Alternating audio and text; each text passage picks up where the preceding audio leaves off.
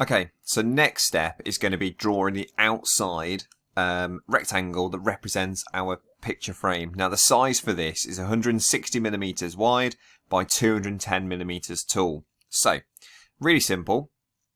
I'm going to get my shape tool.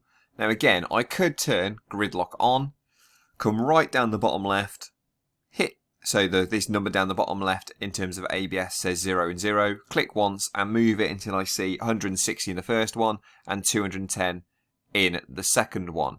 The trouble with that is, and you know, that is absolutely bang on now. The trouble with that is, let's say if I need to do something that's 162mm by 213mm, it becomes a little bit more tricky. So what I tend to do is use this tool at the top left called the ABS centering tool. So what I'm going to do is make sure my shape tool is turned on. In the first box, I'm going to type in the number 0. And then I'm actually going to use the key called Tab on the keyboard. So it's just above caps lock on the keyboard on the left hand side. It's 2 arrows going left and right. You can, if you want to, use the mouse and go and click on the second box, but I find Tab much easier, so you haven't got to touch your mouse again for a while. I'm going to press 0 into the second, so I should have 0 and 0.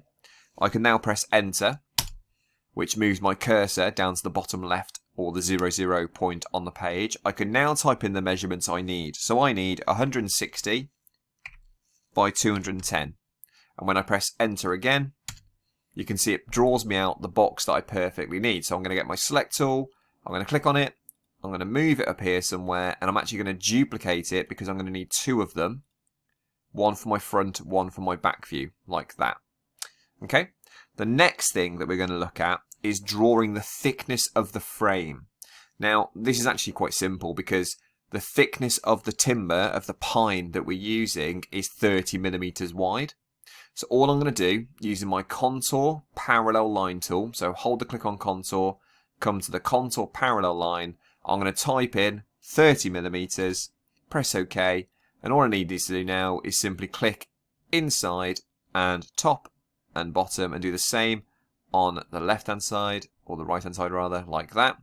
Use my delete segment tool and delete the bits that overhang that I don't need anymore, so these bits here and here, like this, which will give me my photo frame itself.